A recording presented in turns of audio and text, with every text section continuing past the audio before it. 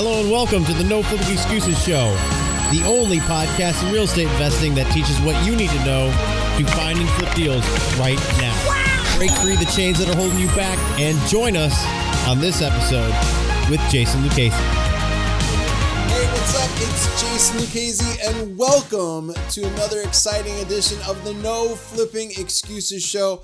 I am super excited that you are here with us today. We've got a lot to cover.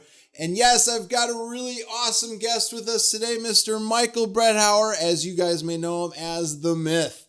How you doing, Mike? I'm doing good, Jason. Recording these episodes, a lot of fun. So, back to it. Yeah, absolutely. We are back. Hopefully you enjoyed the last episode that we just produced and put out for you guys, talking about how to get free properties. Everybody likes free properties, right? They do. And they also love hearing about how to get more properties and build up their business even more, which is why I think they continue to listen to our show. Absolutely. And today's show is going to hop into a topic that we received a ton of feedback from. People really need help when it comes to doing due diligence and putting together what we like to call our MAO, the maximum allowable offer. Can't really talk today. So the maximum allowable offer, there's other people out there that may call it something different. This is what we call it within our business. And we have files on all of the properties that we put together, the MAOs on. And Mike, we've been hearing a lot of feedback from people on they don't know really how to put together their numbers. What are you seeing from other folks out there? So what I'm really seeing is, first off, people, they're kind of all over the place. They have a pen and paper, but they're not really organized when they're, putting these numbers together. So they got numbers written everywhere. Second is, how they compare the properties. They're asking, well, how do I know what property to compare it to? Where do I go to even look for comparables on properties? And then when they do the comparables, they don't really ask the question, or maybe it doesn't come to them, but they're just not really comparing them to the best comps. They're not doing the best due diligence, which ends up, hurting them in the long run. Yeah. And then rehabbing. How do I estimate rehab costs? That is probably one of the number one, questions is, I'm looking at a property. How do I evaluate in my maximum allowable offer how much rehab is going to be necessary on this property? Yeah, that's a big one, especially with individuals that have just started out, or maybe they're intermediate and they don't know rehab costs. Well, let's talk about that first and foremost, how to do that. This whole topic for developing your MAO, by the way, is going to be all about how to do it from a wholesaling standpoint. This isn't going to be, we'll cover it on a later episode on how to put together your MAO when it comes to putting it together for a rehab. This is only going to be for wholesaling. So you still need to come up with your numbers, though, from a rehab standpoint, even though you're wholesaling it. It's really important. And you don't want to be one of those wholesalers that, has the meme out there saying, hey, it only needs $10,000 of work. And then it ends up needing $60,000 of work. As the meme out there, I could see some real estate investor memes out there with their face. Hey, this property only needs $10,000. And the next picture is a complete dump. Yeah, you do not want to be that person. So the best ways to do it, there's going to be 4 different ways that you could do it, and they're all going to be super easy. First one is going to be find a general contractor that you can use that could go out, look at the properties with you, and give you a general number of what it's going to cost to rehab that property. Now, where can you find contractors at? Well, you could find them early in the morning at Home Depot, Lowe's. They are there. What are they getting? They're getting supplies for their properties. So if you really want to go out and find people that are right there in your area, great. If you don't want to do that, maybe you have a 9-to-5 job, you could use sites like thumbtack.com. You could find Craigslist people. You could find people that do handyman work, and maybe they're also part of a crew, a general contracting crew. So you could find people easily like that to go out and do your initial assessment of the property to see what the property actually needs as far as rehab. So the biggest things that really make a big difference in knowing your numbers, kitchens and bathrooms. And then obviously we need to know flooring. We need to know about the walls, about the roof, because depending on the size of the property, it's going to range anywhere between $6,000 and $8,000 for a brand new roof. So these are things that you're going to need to know. Next up is you could use a site like Angie's List. Yep. You could use Angie's List. If you want to put together information for yourself, you could use a site called Blue Hammer. I was referred to it from a good friend of mine, Paul Del Pozo. He told Mike and I about it. He told us about Blue Hammer, so you could go on there, use that as a good rehab estimator. And then I believe the fourth one that you can use is just you can go out there and find simple work through referrals as well. Yeah, I would say great place to find that would be your local RIA. Yeah, your local Real Estate Investors Association. If you're not coming to our INRIA one here, it's the second Tuesday of every month, so I highly encourage you to come on out and meet up with us. We'd love to meet you in person if you're here locally in Indiana, or if you're in a surrounding state, come on out and we'd love to hang out with you. But other than that, that is a crucial thing that you need to know, because normally, like with Mike and I, we could go eyeball things and know what the general cost is going to be just because we've done so many of these properties. But if you haven't gotten to that point, it's going to be crucial that you get that, because part of putting together your maximum allowable offer is knowing what the rehab costs are going to be. Yeah, that's going to be huge, because if you don't do it right, you look kind of foolish, and you're just going to burn bridges really quick. Yeah, and you don't want to burn bridges with your buyers, because they're going to take it as you don't know what you're doing. And if that's the stance that they're going to have initially from working with you, you could burn bridges right away. Word of mouth travels fast in the real estate investor community. You would not believe it. I mean, you think deals go fast? Screw somebody over and see how fast that spreads. Yeah, it won't take long before your name is definitely dragged through the mud. So know those numbers. And the other question I get too is like, how much should I pay for somebody to come out and give me a quote? It's probably going to be about $50 to just have them write up a general quote. It doesn't need to be super detailed. It doesn't need to be super specific. It just needs to have a general number. And the other thing too is how you could work this to your advantage, Mike, is by saying, hey, if you put this information together for me, what I'll do is I'll talk to the end investor that I'm planning on selling this to. And if you give me the quote, I will go ahead and pass along your information to this individual so that they will hire you to do the work on this property. So what does that do, Mike? That gives them income in their pocket, and then they might actually end up doing all those quotes for you for free. Yeah, especially if you start using them. They're just going to be like, oh, this guy's closing deals. He's hiring me left and right. Oh, you need me to look at a property? Even if it doesn't close, it's going to be like, no big deal. The next one, maybe, Yeah. That's the kind of relationship you build. And that's all, it's just a great networking tool as well, because they'll know other buyers and sellers as well. They'll even let you know, hey, such and such is selling their house, word of mouth from another contractor that got over their head. Great. Send me the contact info. Let me reach out, or pass them my info, whatever. Yeah, absolutely. So that part is covered with how we do our due diligence. Once you get that number, we normally input it in on our maximum allowable offer calculator that we use for our business. Now, the other thing too is, Mike, let's talk about the first section. You put in the subject property, and what are the key things that really need to be in there in order to spit out the proper numbers? The main information you're going to need from your subject property is going to be the square footage, the actual square footage, not the total square footage, but if the basement's not finished, you got to, discount that. Just the actual living square footage. The basement's got to be 75% finished or more. You need to know the beds and bath, the year the house was built. Obviously, you need to know the address of the property. You need to and we like to look at this estimate just as a gauge. It's not essential, but it's just a nice gauge to see if your MAO's in the ballpark. Yeah, because we're not real estate agents. So, even though we do have access to the MLS as a non-licensed sales assistant, for sometimes some of the individuals like you may not have access to the MLS. And we'll talk about a way to get around that. But it is going to be extremely important that you put in the right square footage on there, because that's going to be able to tell you what the dollar per square footage is on your property. Right. Next thing to do, Mike, is to find at least 3 comps within the area. And the great thing is you could find them on Zillow. You can. When you go on Zillow, for us, go in right away, type in your city and state where you're purchasing in. For us, we'd go on there, we'd type in Indianapolis, Indiana, and it would pull up Indianapolis, Indiana properties. So if you're not looking specifically in Indianapolis, you type in your city. Now, the cool thing about this is you're able to click on a button right next to the search engine box on Zillow. You click that and you uncheck everything.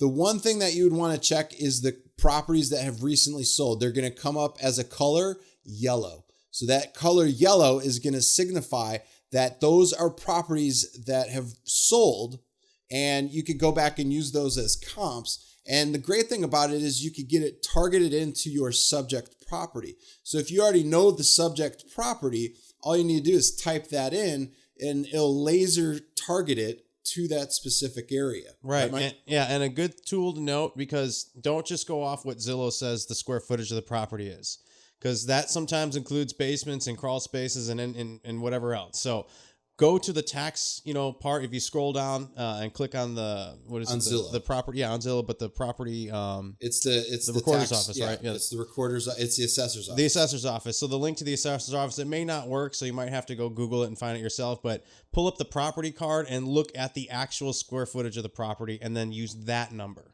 Yeah, because you really need to have accurate data. Most of the time on Zillow, it's going to give you the full square footage, even if the basement is not complete.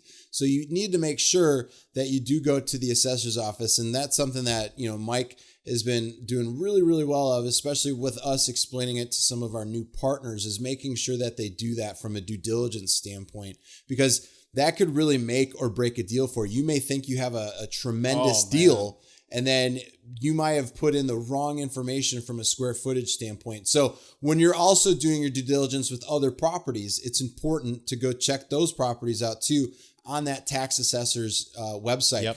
Now on Zillow, it does have like a website link, and sometimes that website link is broken. So the best thing to do, like Mike said, is go to Google and just Google, for us, we would type in Marion County tax assessor's office, Yep. right, Mike? Yep. And then you just go through that and look for the property records, and every website's different, but it's always property records or, property cards or whatever. And then you can search them up by address. And it gets a little tricky too. You don't want to type in the full address, because most of the time it's not going to come up with anything. So if the address is 5321 West Main Street, just put in the street number and then the street name without, the directional part of the property, and then it'll pull it up for you. Because that's some of the things too, is we'll have partners call us and say, hey, I can't find this property on the tax assessor's website, and we'll ask, well, how did you input it? And they put maybe the property address, and then they put West Main Street. For some reason, it's really kind of a sensitive thing over on these assessor sites. Yeah, and here's kind of when, people, I kind of tell them, well, okay, just change the address up a little bit and see what you can pull. This is where you got to put on your big boy or big girl pants.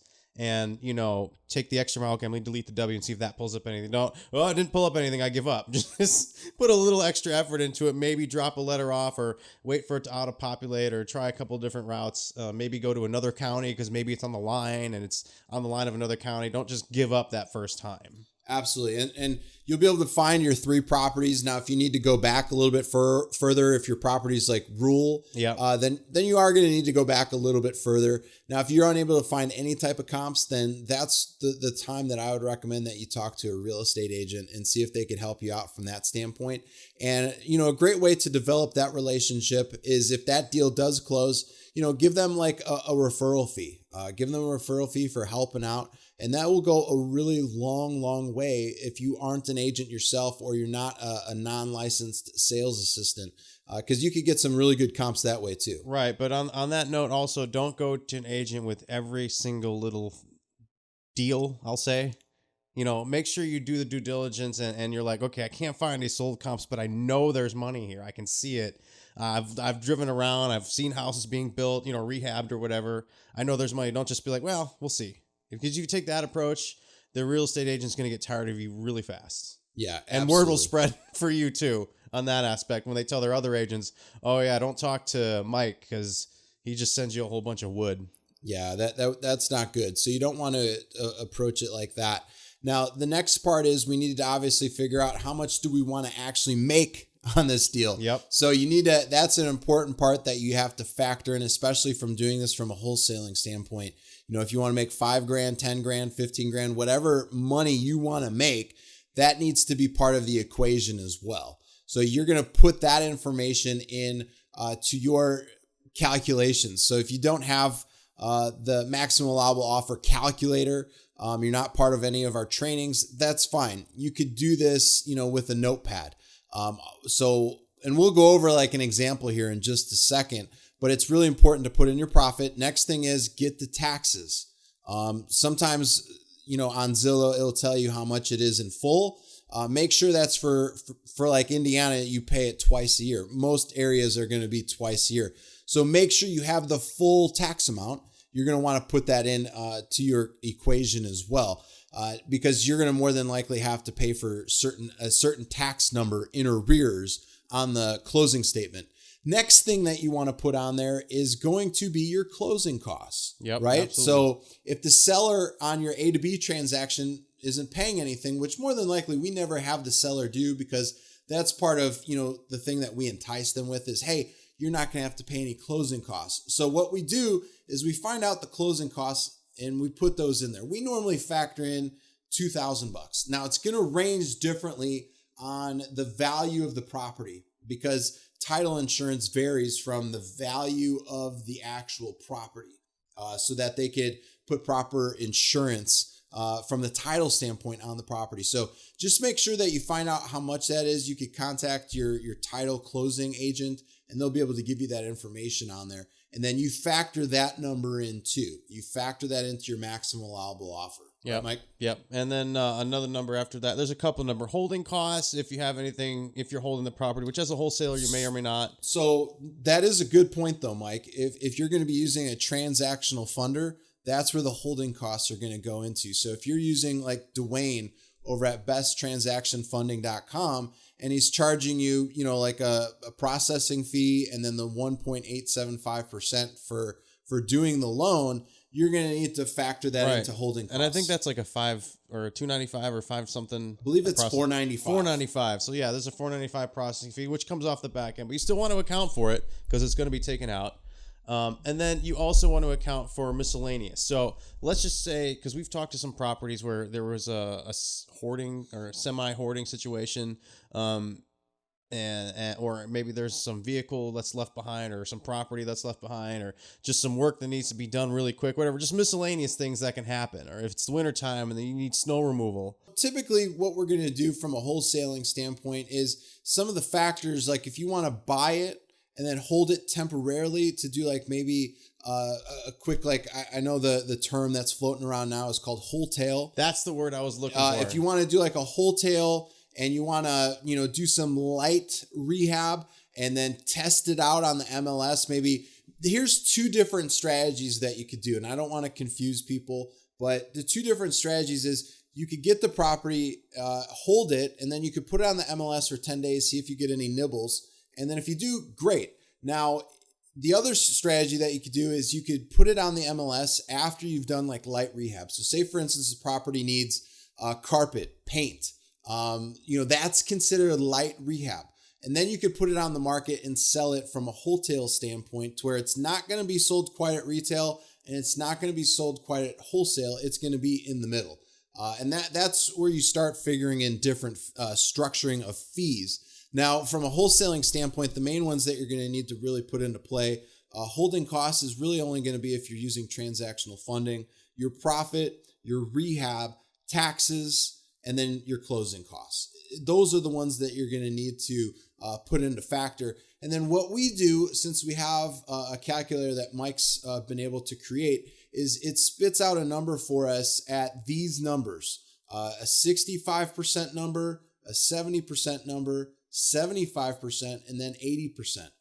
Sometimes you might need to go a little bit higher, and those are numbers to the ARV, the after repair value. So what I'll do really quick is, let's just say we have a property that's worth 100. The ARV is $100,000. Okay, and we want we start deducting all of our information off of there. So the thing that you would want to do is you would want to put in your profit. You would want to put in all of your information. So if we're wanting to purchase the property at a 65% number, the best thing to do is obviously that's going to be $65,000. Now we're not going to purchase it at $65,000. That's not our maximum allowable offer. So what we need to do is, let's just say the closing costs are $2,000. So we'll minus that off. Accidentally hit plus instead of minus. That's why we have a calculator that we spit the numbers into. So we minus off $2,000. Dummy proof. Yeah, a dummy proof one, especially for me. And then let's just say we want to make $10,000 on this property. And then let's say the rehab. Let's just say this is, a small rehab. Let's just say it's $12,000. And then let's just say we've got taxes. So let's just say the taxes are $850. And then let's just say we're using the escrow agreement. So that's not going to have us use besttransactionfunding.com. The escrow agreement is going to allow us to use the end buyer's funds to fund our transaction. So we're not having to pay any holding costs. So at that point in time, we're at $40,150. That would be our maximum allowable offer, is what we would put forth as a number to offer. That would be our offer on that particular property with those numbers. So the $40,000 number, we're not going to start off at that number from a negotiation standpoint. That's going to be the max of where we want to go, especially from a 65% number. Now, in certain markets, it's going to be a little bit more competitive. So that's why we have those other numbers in there that spit out from ranging from 65 to 80% in 5% increments. It depends on the market. It really, really does. There's competitive markets around here in Indianapolis. We may need to go up to a 75% number. It just really depends, right, Mike? Yeah, absolutely. I mean, it really depends on your market, which is why we have that variation. And it also, even within our own market, we will jump from 65 to 70% on something that's real. We're like, oh, we can dump this fast. That's not going to be a problem, even at 70%. Yeah, absolutely. And before we end the episode, I know some folks are probably going to want to know, how do we analyze it from a standpoint of how far can we go out from the subject property? How long should we go back as far as, the dates of the subject property? How far should we go out from that standpoint? Should we use properties that are similar? The answer is we need to use comps that are very similar to the subject property. You don't want to use a 2-story property when the subject property is a ranch. Right. It just doesn't make sense. Right. There's a few key things that you need to make sure are very similar, and that's the style of the house. So if it's a single level, 2-level, even I've run into certain areas where there's a 1.5 level. You need to look at other 1.5 levels. Don't compare it to a 2-level. You need to look at the square footage. It's got to be very similar. Date of the house. That's really important, Mike, because we've been looking at properties that have been in the early 1900s. Yeah. You don't want to compare those properties to properties that, are 1990 or newer. Right. It just doesn't make financial sense. And in the sense of that is sometimes those 1990 or newer properties are right across the street. And I've run into a lot of scenarios where the sellers, even agents, or just other people are like, oh yeah, this house is worth $300,000. I'm like, I see where they thought that.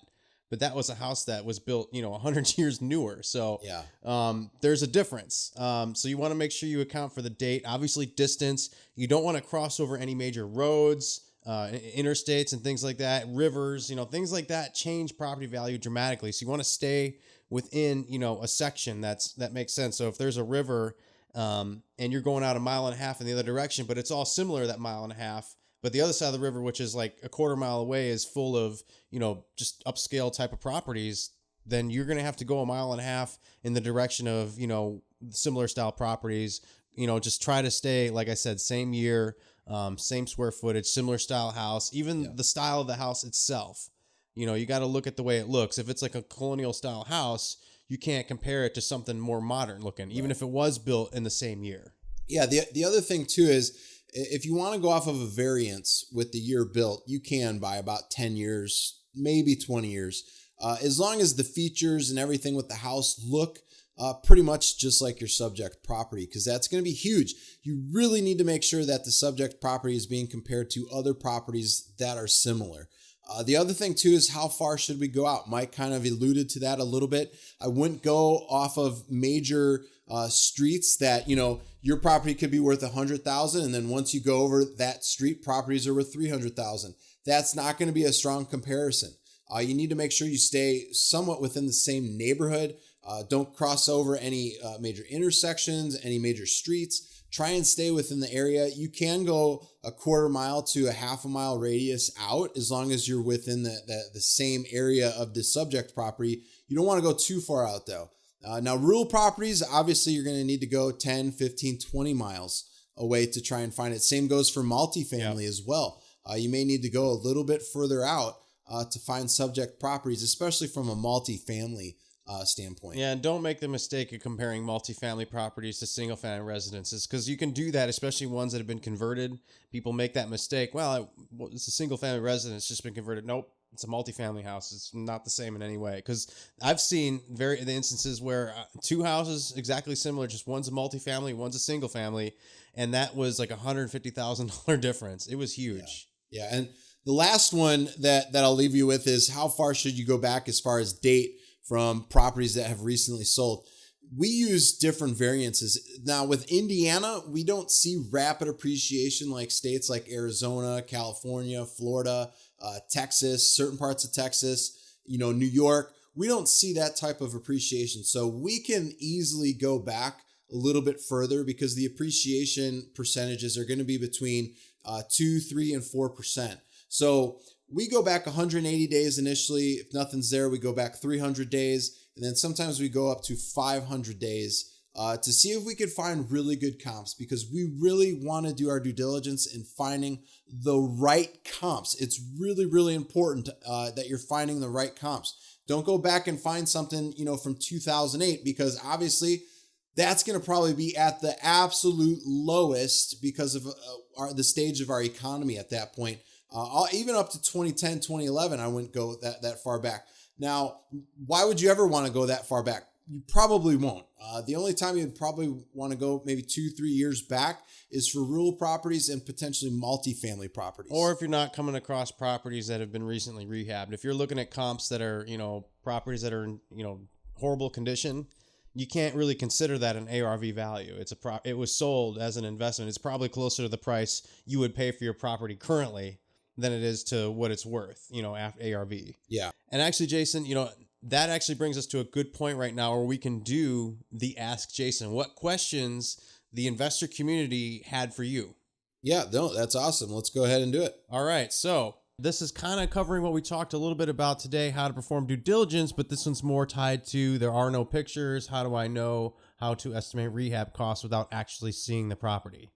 So that's a really great question. Best thing that I would do is, if you're not boots on the ground in that area, I would go ahead and have somebody go on your behalf. Maybe it could be another wholesaler that you could do a joint venture with. Maybe it's somebody that wants to be kind of like behind the scenes. They don't want to talk to anybody. They don't want to, go and do anything. The only thing that they might be willing to do is kind of like bird dog stuff. So they'll go take a picture for you. They'll go do a video of the property for you, and see from the seller if they might have any pictures too that they might be willing to give to you, like maybe through email or through text message, so that you could get a general feel of the house. Maybe if you aren't boots on the ground, like we have students in other countries to where they need somebody to go and take a look at the property for them, and they'll do it for a small percentage of the deal, maybe 5-10%.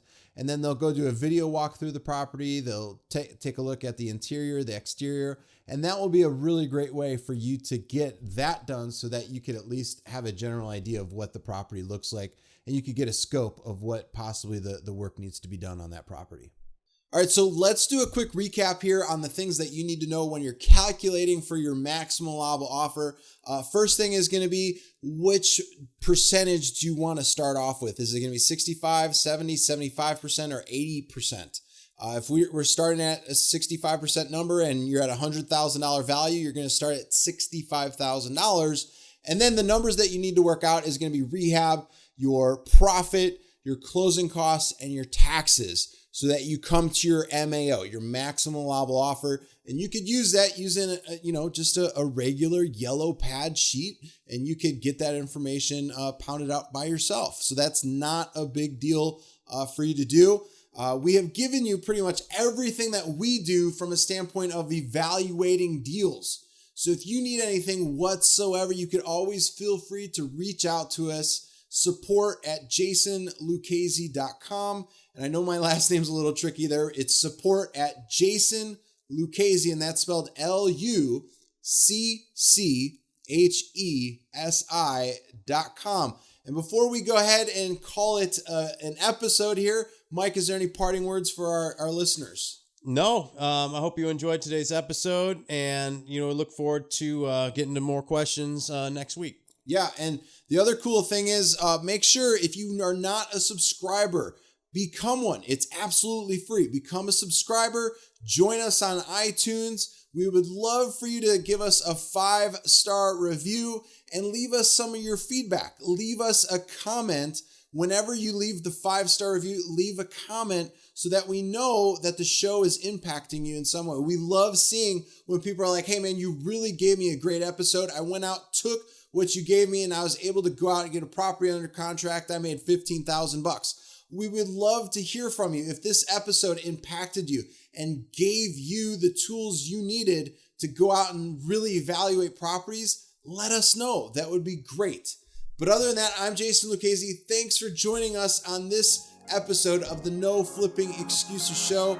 Look forward to seeing you on the next episode. Take care. Bye.